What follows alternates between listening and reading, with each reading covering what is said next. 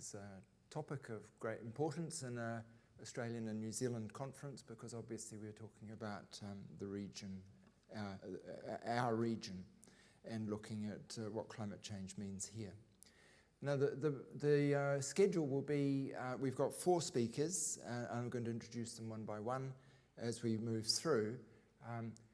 We won't have any questions in between speakers, but when the 4 speakers finished, I'll invite all 4 to come and sit up on the stage here, and that will be the opportunity for you to ask questions and for the speakers to talk to one another.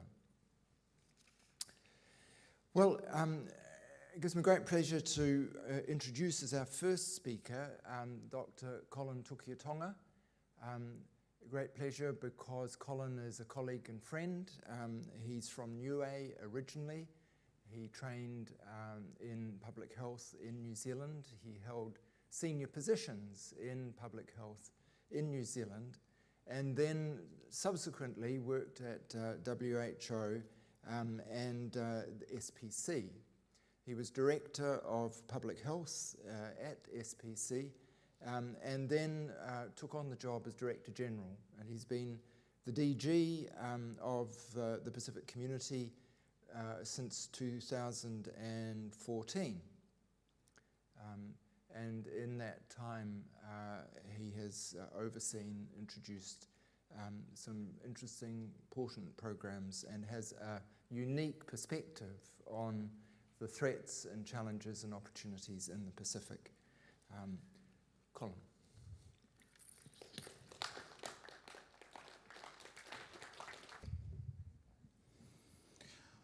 Thanks very much, Alistair. Good afternoon, Sambula Vinaka, and bonjour. I say bonjour is the only French word I know. I live in New Caledonia, so don't ask me how I survive, but I do. Pleasure to be here. Many thanks to the college and the faculty in particular for inviting me. In the short time that I have, I'll just focus on 2 things: the impacts on the climate change broadly in the Pacific region, and the health impacts of climate change. I thought the presentations this morning laid a very good foundation. I know it's difficult to stay awake after lunch, so I've summarized my key messages for you in case you're not off. The first is, for those skeptics who continue to deny climate change, come and spend a few months in one of the islands in the Pacific between the months of November and March. It's pretty dramatic, as you would have heard this year, just from November through to March this year.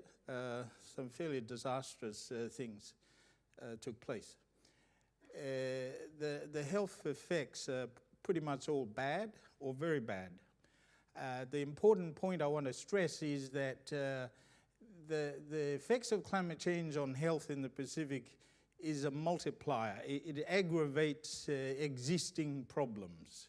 So water supply, for example. Half the population don't have access to clean water. And when climate change impacts these communities, water supply becomes even more of a problem. That's what I mean by a multiplier effect, and it's a phrase that's used elsewhere. If you talk to the leaders in the Pacific, they feel aggrieved. This is a sense of injustice here. They contribute less than 0.03% greenhouse emissions. But as you will know, they are the ones that are facing the sharp end of the adverse effects of climate change. And so they feel particularly aggrieved, unhappy. And in fact, more recently, the Foreign Affairs Minister of Vanuatu has started talking about compensation. I think we've avoided the term for many years, but it's going to come to a head, I think. By the way, the other issue that we feel aggrieved about is pollution of our great Pacific Ocean. The pollution in the Pacific comes from outside the region, actually from 3 countries to the east of us. We don't pollute the Pacific, we look after it. There is a moral imperative to act. This is not a scientific, technical debate anymore. I think anyone who continues to deny climate change is a fool, or at least corrupt in their thinking. We have a moral imperative to act. If you talk to anyone who live and work in the Pacific, there's no question about the need to act. And even if influential governments pull out or slow down, I think professional associations like the Royal College, philanthropy, private sector, there's enough collective groups to take action. And certainly the leaders of the Pacific are continuing to do this. This is an issue I feel particularly pleased to say that I think the Pacific Island leaders have punched above their weight. They've stepped up to the mark on the advocacy, unlike some of the other areas of pursuit in our region. Big region, Australia to the left, Northern Marianas to the top, way over to French Polynesia on my right, and New Zealand. This is where SPC works. A little bit about SPC. It was set up in 1947, just after the war, to assist island governments with their development aspirations. We are owned and governed by 26 member states, including Australia, New Zealand, the US, and France. Scientific and technical organization. We run the largest climate change portfolio of projects in the region, mainly in adaptation and mitigation. Budget of just over €100 million a year, with some 600 odd staff spread across the Pacific. Our headquarters are in Noumea, New Caledonia. President Macron was in New Caledonia recently. I had a real pleasure to sit next to him at dinner. Such a wonderful person, wonderful leader. And we are working with France, capitalizing on their interest, continued interest and leadership on the issue of climate change. And you will see over the course of time that the Pacific leaders have re-warmed France because they feel they're being heard by one of the global leaders. And we're developing a multi-year agreement, we being SPC, with the government of France to promote our plans for climate change mitigation and adaptation. Pacific Ocean, you will know, is the largest ecosystem on the planet. We supply 2/3 of the tuna that goes into your tuna fish sandwich.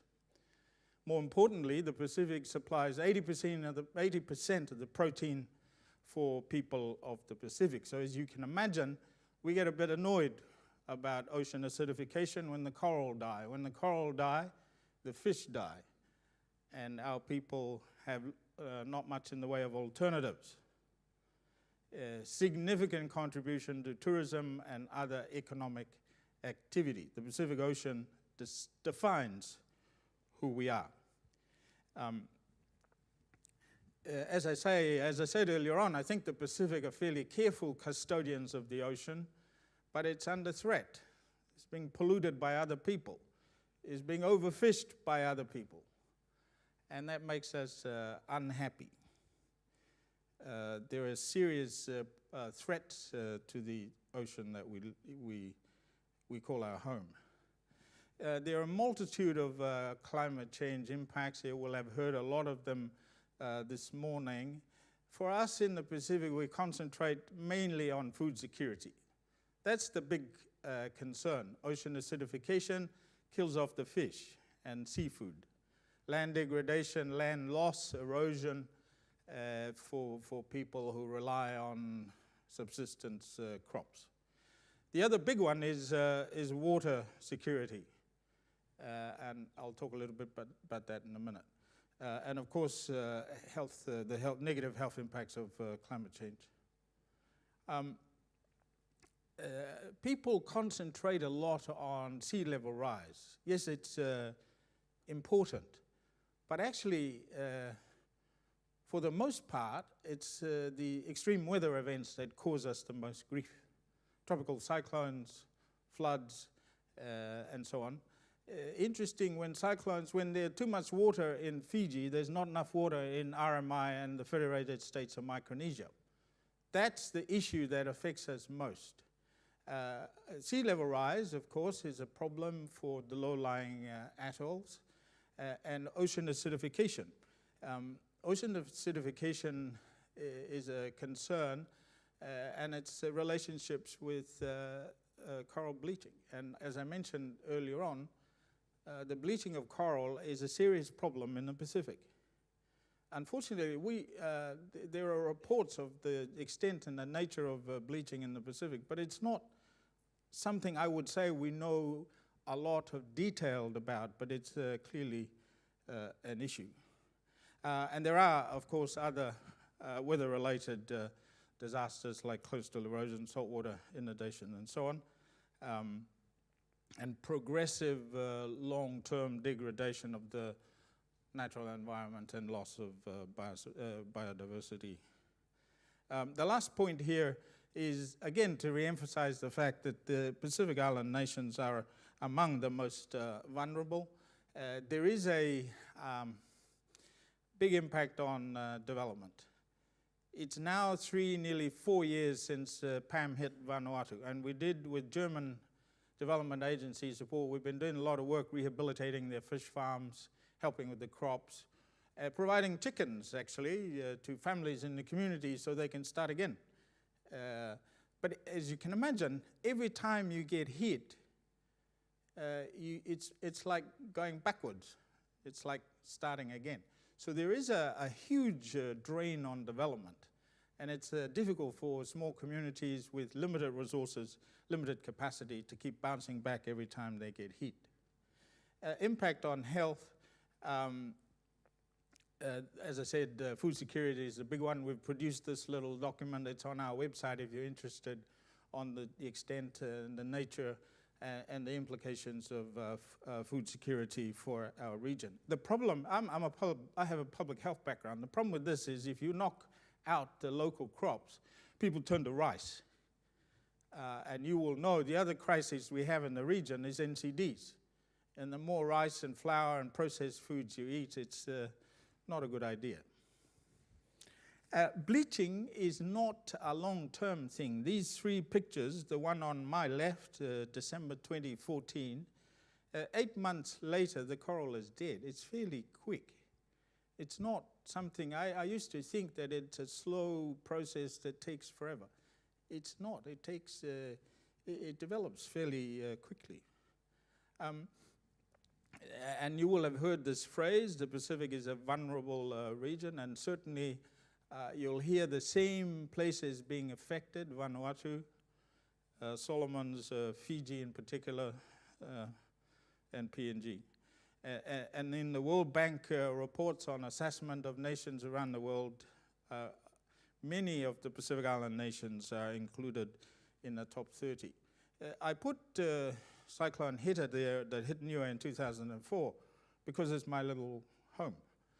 But the more important thing being that over a period of 2.5 hours one afternoon in January 2004, the place was flattened, including the hospital, the houses. It was just completely demolished. This table shows the events, the main events, natural disasters over the last 10 years or so, or since 2009. The ones that stand out is PAM in Vanuatu in 2015, pretty much almost 2/3 loss or percent of the GDP loss. But even in less publicized events like Tropical Cyclone Evan and Samar in 2013, close on 1/3 of the GDP loss there. Just recently, you would have heard about Tropical Cyclone Gita affecting Fiji, Tonga, and Samoa. And Tonga alone, $150 million US loss estimated, or some 38% of GDP. You may also recall that Fiji suffered kind of several cyclones and relentless rain and lots of flooding. Turn now to impacts on health. I mean, pretty much climate change affects the social and economic and environmental determinants of health. I think that's a pretty good summary. And if you think that through, you pretty much change the nature of the health risk that people face. And as I made mention at the beginning, it has a multiplier effect. It pretty much aggravates an existing situation. It has direct and indirect exposures. What we've experienced most in the Pacific are direct effects of storms and floods, tropical cyclone, but there are other effects.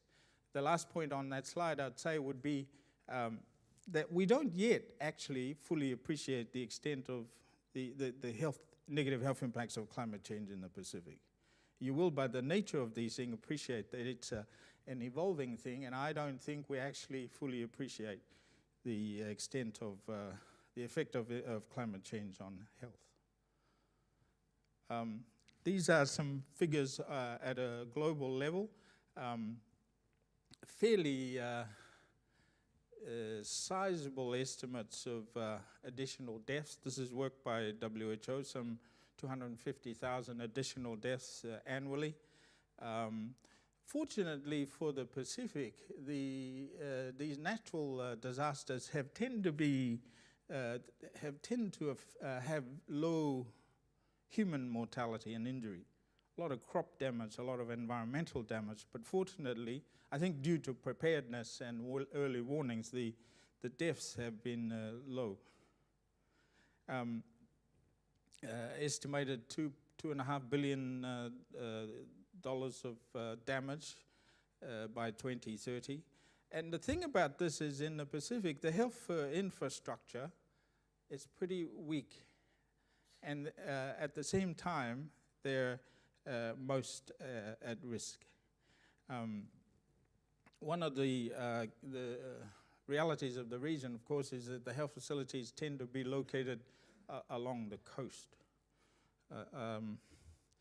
I mentioned earlier on that beyond the picture postcards that you see of the Pacific, half the population struggle to get access to clean water at the best of time. So you can imagine when the effects of climate change, natural disasters, water supply becomes a real problem.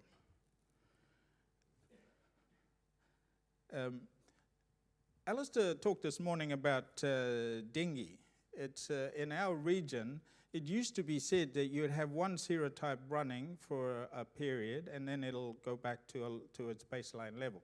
But for us in the Pacific, dengue has become pretty much a regular thing, and it's running across pretty much across the Pacific, and sometimes two serotypes running concurrently, which is a new experience. I suspect that the dengue epidemic in our region will get worse. For those who are interested, this is a map that we have of active cases, previous epidemics, and so on.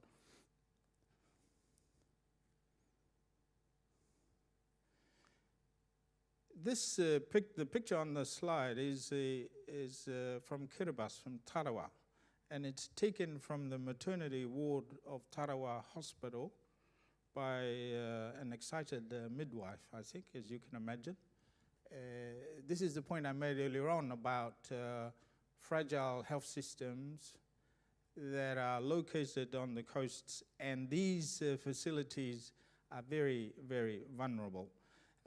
And so one of the priority areas of work for the region is, of course, to look at the entire health system, the building codes, and so on, if we are to at least have a functioning facility for when disasters strike.